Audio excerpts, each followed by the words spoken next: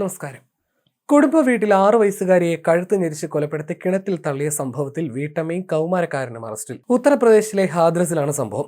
ഹാദ്രസിന് സമീപം സിക്കന്ദര Rao police station പരിധിയിലാണ് ഉർവി എന്ന പെൺകുട്ടി കൊല്ലപ്പെട്ടത്. പെൺകുട്ടിയുടെ 30-കാരിയായ അമ്മയും 17-കാരനായ കൗമാരക്കാരനും തമ്മിൽ വഴിവിട്ട തരത്തിൽ പെരുമാറുന്നത് കണ്ട ഉർവി അത് തന്റെ അച്ഛനോട് പറയുമെന്ന് പറഞ്ഞിരുന്നു. ഇതിനു പിന്നാലെയാണ് ഇരുവരും ചേർന്ന് പെൺകുട്ടിയെ കൊലപ്പെടുത്തിയത്. ബുധനാഴ്ച രാവിലെ 10 മണിയോടെയാണ് 6 വയസ്സുകാരിയായ ഉർവിയെ വീട്ടിൽ ഒരു പരിപാടി നടക്കുന്നതിനിടെ കാണാതായത്. തുടർന്നുള്ള തിരച്ചിലിൽ ഉച്ചയ്ക്ക് 1:30 കുട്ടിയുടെ മൃതദേഹം ചാക്കിലാക്കി കിണറ്റിൽ കെട്ടിത്താഴ്ത്തിയ നിലയിൽ കണ്ടെത്തുകയായിരുന്നു. കുട്ടിയുടെ പോസ്റ്റ്മോർട്ടം റിപ്പോർട്ടിൽ ശ്വാസം മുട്ടിയാണ് മരണമെന്ന് സ്ഥിരീകരിക്കുകയും ചെയ്തു. തുടർന്ന് നടത്തിയ അന്വേഷണത്തിലാണ് 30-കാരിയും 17-കാരനും സംഭവത്തിൽ അറസ്റ്റിലായത്.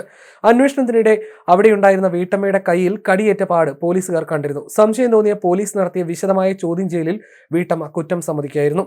കഴുത്ത് ഞെരിക്കുന്നതിനിടെ കുട്ടി കടിച്ച പാടാണ് കയ്യിലുള്ളതെന്നും അവർ പറഞ്ഞു. ഇതോടെയാണ് ഇരുവരെയും അറസ്റ്റ് ചെയ്തത്. വീട്ടമ്മയ്ക്ക് കൗമാരക്കാരനുമായി 3 മാസമായി വഴിവിട്ട ബന്ധമുണ്ടായിരുന്നു. ഇവർ തമ്മിൽ അടുത്തിടപഴകുന്നത് കുട്ടി കണ്ടിരുന്നു.